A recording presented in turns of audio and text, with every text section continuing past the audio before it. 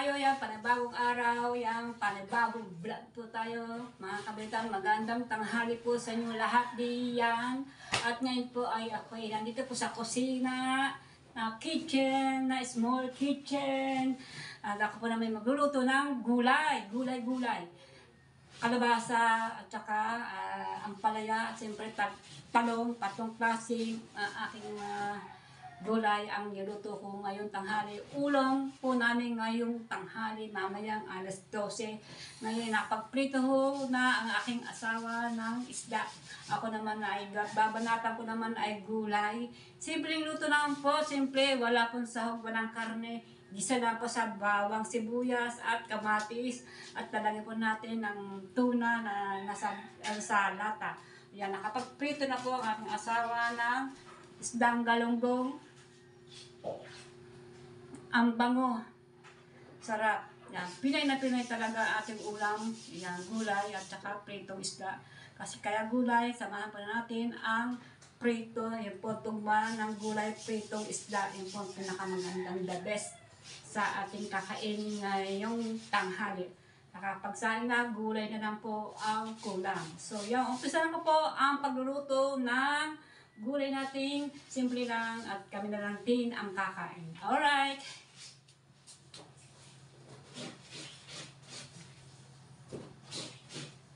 Yan, naiinit ko na ang kuwali at nanagang ko na mantika. Ayan, sarap.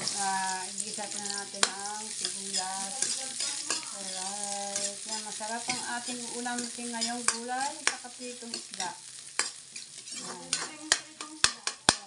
Antay mo muna ang gulay, Vanessa. Ha? Magpasok? Ayan, antay mo natin ang aking apo ay... Ha? Antay mo muna ang gulay. Papasok ka na. Sige, kumuha ka na diyang ulam. Kumain ka na diyan. So, at yan, kasi... alas 11 ng umidya na po ng tanghali. Hindi lang na makainip ang aking anak. Ang aking apo. Ng aking anak.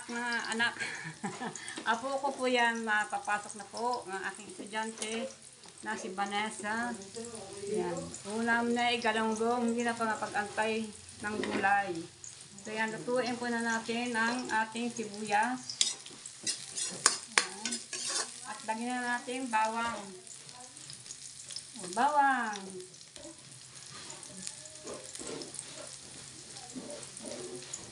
Kasi ang aking iisa lang kasi itong aking gas stove na ginagamit. Isa lang kasi isang kabika nito ay sira na. Kaya ito. Sasaga kami sa isang kana ng kabika. Sira na yung kabika ng kasi dalawa tong bar nasabi. Yan. So yan, ginisa ko na po. Yan ang ating sibuyas, bawang.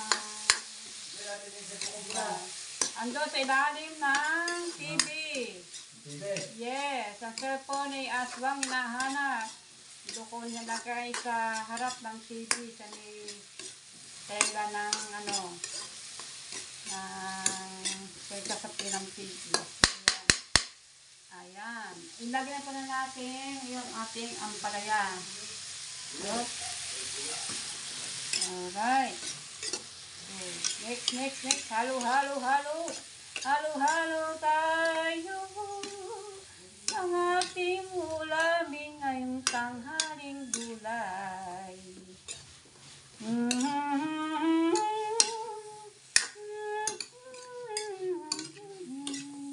Kahapon ulam po namin ay munggo. Ayan ko, hindi po yata na-upload yun. Yan, i-upload ko na po yun. Yung luto kong gula, balato. Na-upload ko na ba yun? Okay. Takpan po na natin ito. Hindi na natin. Alright. Yan. So, yan na po ang aking biniling prime fish na isda. Prime fish. Yan, prime fish. Yan. Baradol po ito. Yung siya ililipad. Naari po ito ng namapakpak, kaliskis, matalikpik. Ininis na po yan. Masarap na isda yan. Flying fish. Yan. Ito ay maya-maya binabad muna sa asin at saka sa paminta. Maya-maya idalag na po ito ng suka. Yan pong teknik ng aking asawa. Alright. Bababad po yan kasi para pag maubusan kami yung ulam mamaya at yan ang aming kukuha lang kami ng ilang piraso makiprito.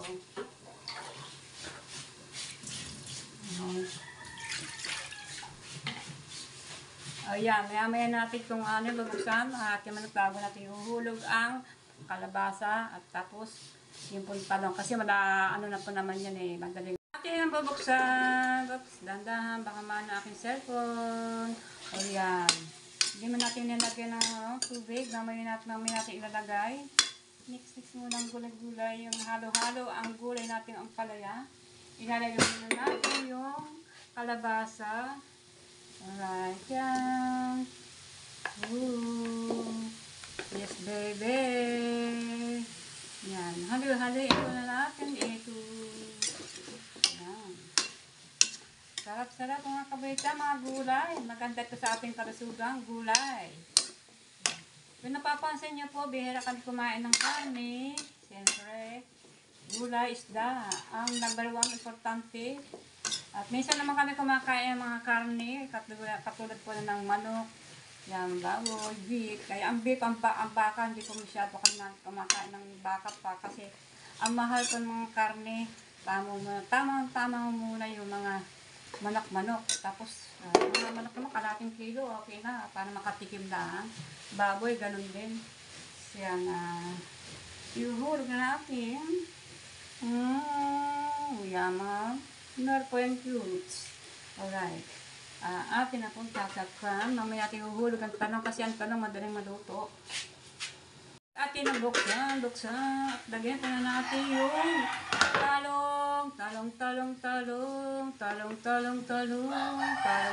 talong. At halu-haluin para pumantay ang kanilang pagsasama dito sa kawali. Day. Sarap. Sarap aray. Ala. Aluha. Ayan, lagay po na natin ito ating pinakamasarap ng pampalasa. Alright. Cry. Yan.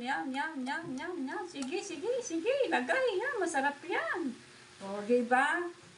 Bisa, sardinas, pwede. At lagyan po natin ng tubig para naman magkaroon ng sabaw-sabaw.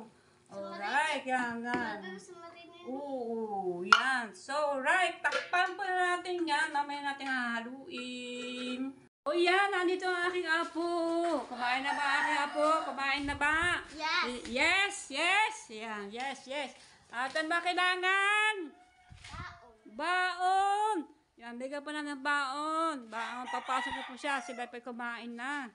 Dahil tinanghali po ako ng luto. Yan, may gulay at may isda naman. O, yan ang aming isda. Ayan, dyan po sila kumuha ng isda. Okay, yan. Alright. Ayan, baon. Go, school. Yan, pasok na po mga yan. Alright. So, balik pati sa ating luto. Hindi pa luto. Tinanghali na po tayo ng luto.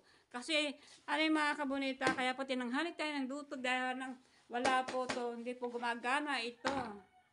Oh, hindi na po, sira na po ito. Kaya ito na lang isa ang gumagana. Yan.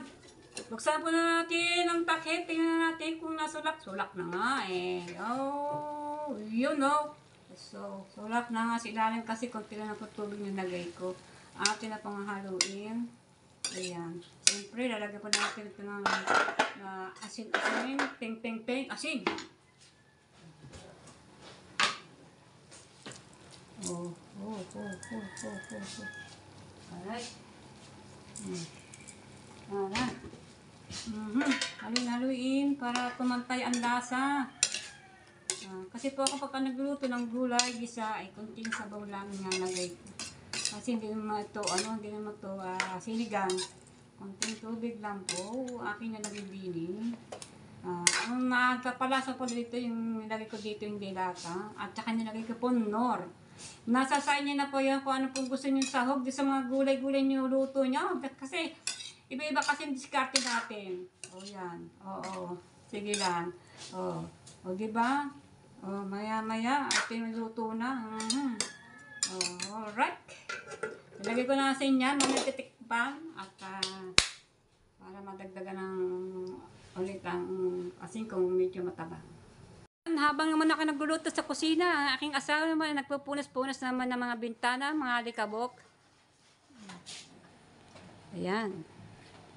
Mga alikabok kasi, minsan tanong na kailan po lakas-lakas ng hangin, ngayon humina na ang hangin. Kaya yung nag-alikabok ang aming bintana. Ayan.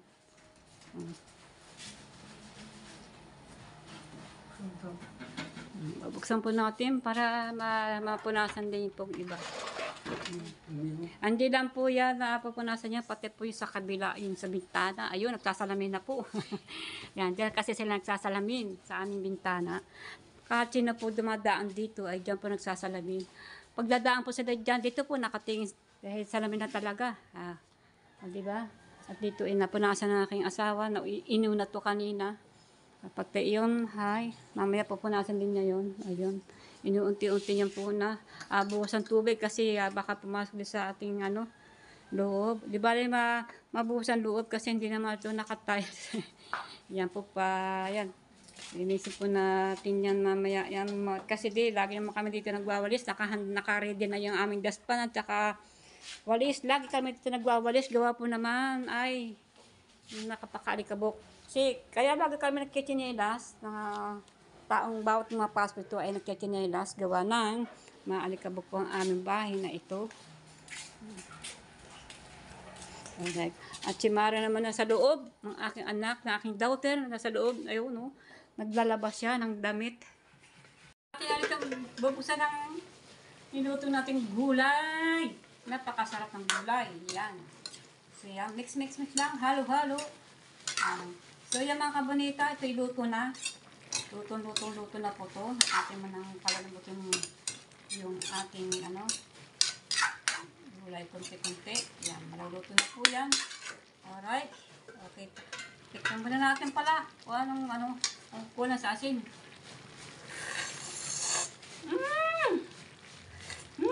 Lagi pa ng kunting asin. Kunting-kunti lang, baka umalat. Alright. Halo-halo para pumantay ang lasa at magsama-sama sa mga gulay. Para pagkagat ng gulay, pag kinain, ay, pantay ang luto. Okay. Kailangan pantay ang luto, gulay, ang palaya, at kalabasa, at talong. Alright, takpan. O yan, okay na po yan. So yan, habang ako nagluluto, tapos na ang aking pagluluto doon sa kusina. Ang aking asawa naman ay dito sa labas, naglinis ng bintana. Ito na, naglinis na doon naman sa kabila.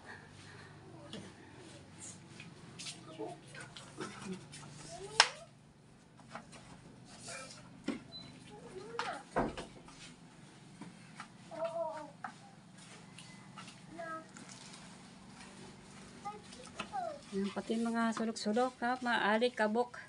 Yan. Kung dalawa po yung doon ay wala po yung salamin. Ganyan lang yan. Ganyan lang po ang bintana. Dito na ang mayroong close. Pagdating sa taas ay wala. Hayaan na. Kung ganyan, hindi naman napasok ang tubig pag uulan. Yan. Alikabok lang papasok. So yan. Nalilisan na po pati lang din yung hindi pa sa kabila. Ayan. So yung mga kabalita. Sobrang init dito sa amin. Grabe na ito. Ang init. Yahoo! Magsasummer na po. Magsasummer na. Yahoo! Maya ay ano ba ngayon? January, February, March. Ngayong buwan na to. Ngayon, March. Tapos ng March, April, May. Yan. Medyo malapit-lapit na dito ang pista sa amin. Sa May 12. Ayan. Happy Pista dito sa amin. Sa Pista Bukana. Pero 2 buwan pa. Yan, ang darating na pista dito sa amin sa Bukana, May 12. Yan ngayon, ano na, January, February, March ngayon. Sunod na buwan na April na. Susunod na buwan na Mayo na. Ito na, kaarawan na po ng pista ng aming lugar, ng Barangay Bukana.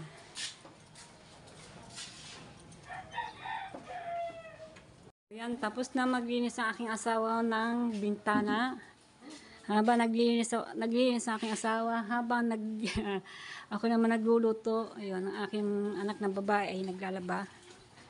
Ayan, binubugbahan siya ng kanyang ama.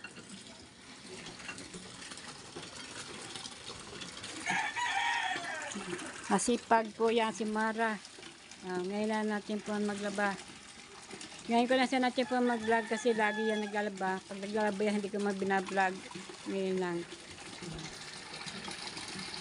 Tulong siya ng kanyang ama. Binubaba naman sa kanya siya ng kanyang ama, papa niya. Yan. Oops.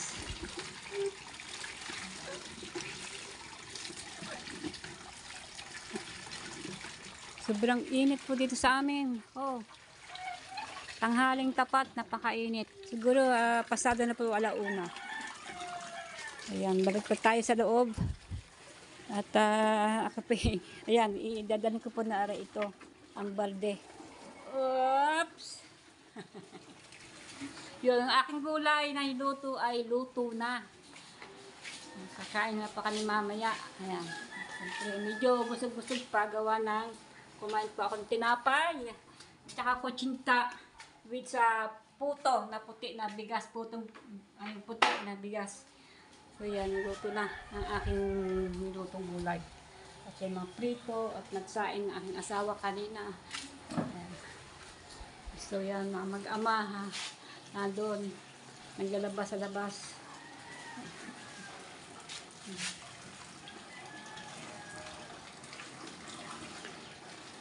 So yan. So yan mga kabunita.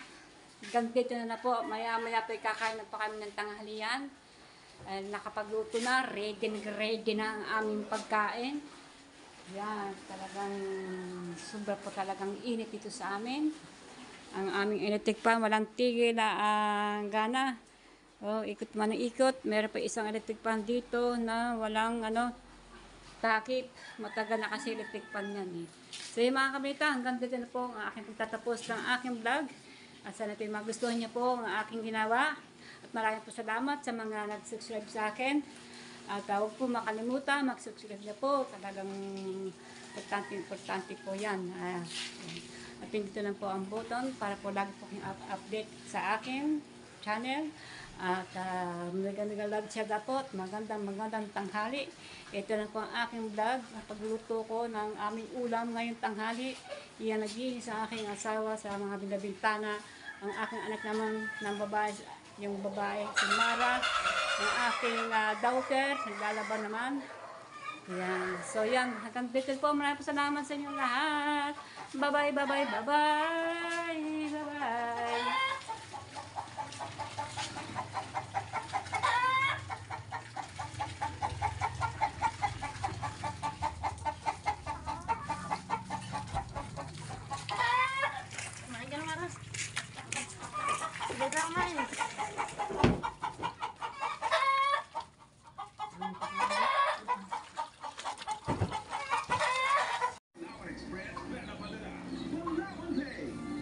TNT, Pure Guard, Animation, Green Smart, Putnador Super Special, Mach 9, CDO Idol Cheese Guard.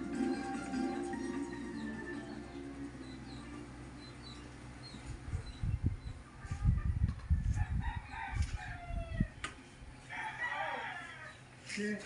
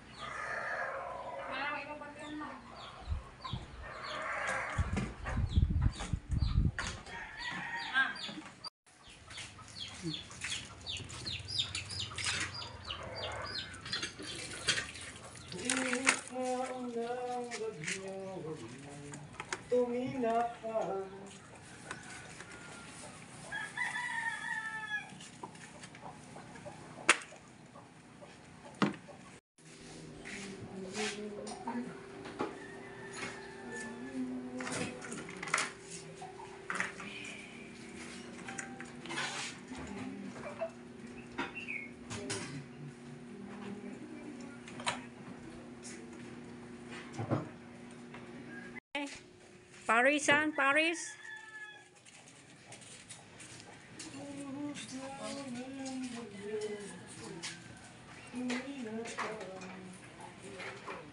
So yan, nagsasampay na si Mara ng mga damit.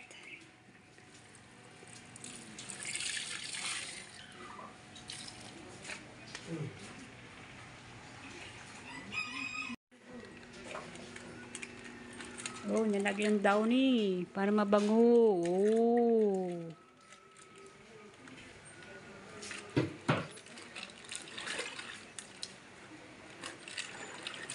So, yung aking asawa kumain na kasi nagutom na siya. Gawa na nagutom sa paglinis ng bintana. Gutom na, yan. Kain po, kain. Kain po kayo, kain. Gulay. Ako po naman mamaya din kakain kasi napadami ang kain ko kanina ng tinapay. At yun, na kape. Yan, barako na purong kape.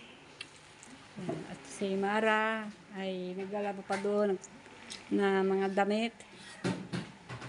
Ang dami yung kain ko, naka-video pa. Oh, dami daw niyang kanin. Oh, naka-video pa. It's okay. Para malaman pa ng mga ating viewers kung anong ginagawa natin dito sa bahay. At para malaman po tayo isama-sama, tulong-tulong sa paggawa dito sa bahay, dito sa ating tahanan na pinagawa ng bahay ni Sir Charlie Reyes. Shout out po, Sir Charlie Reyes. Yan. At ako po yung nagluto kanina. Pero siya po ang nagprito isda kanina, aking asawa. Ako lang ang nagluto ng gulay. Siya na rin po nagluto ng sinaing. Sa akin ay gulay. Gisa lang. Simpleng luto. Pero okay lang. Ang iba nga ay gisa-gisa lang. At bulag lang sa, sa luya. Yan. Minsan nagluto ako ng gulay na luya lang. At sa kanya lagyan ko ng dahon malunggay. Ayan. Si Mara po naman dito ay patuloy pa rin naglalaban ng mga damit. Ayan, nakasampay ng iba. At meron pa siyang nilabhan. Alright. So, yan mga kabonita. Ito po aming ginagawa. Hindi naman araw-araw kami naglalaba. Mga after 4 days, yan, 3 days na yan, naglalaba kami ng damit. Si Mara ngayon ay naglalaba siya ng damit po namin at nandiyan pong ibang mga damit po namin at yun. Alright, at iba po ay nalaban niya po ang mga damit namin. Yan. Okay. Yan, mainit. Sobrang init men, no? Sobra. Hindi. Marami. Si Baba, ang aking Baba, oh, nakain na, gutom na. Kasi isang piraso ng kinain niyang ng amusal kanina. Kaya yan, nagutom. Kasi siyempre, nag-iigib, nabubumba. Ayan, bubuhat yung mga balde. Talinisin po mga bintana doon sa kwarto hanggang dini. Yan, lahat po nilinis po ng aking asawa ng mga bintana. Ayan. Kaya siya nagutom. Ito po naman ninyo gaano kalinis sa aming bintana. Oh! Yan. At yan, oh. Alright. Ayan. Mara naman ay naglalaba. Ayan, pinipili po niya mga hanger. Yung kakasya ng mga damit. Kasi minsan dito may mga malalaking hanger. Oh, alright. Yan. So, yan mga kabonita. Ganito po kami araw-araw na aming ginagawa dito sa bahay. Aming pamilya, tulong-tulong po kami sa paggawa dito sa bahay. Ayan. At si Kinakalog, sando sa court, at nagtitinda po siya ng parisan. Punta na po kayo sa parisan, dito sa court, dyan po sa, dito sa barangay. Yan, may mga tinda po siya ng parisan. Mayroon po isang lumi, parisan.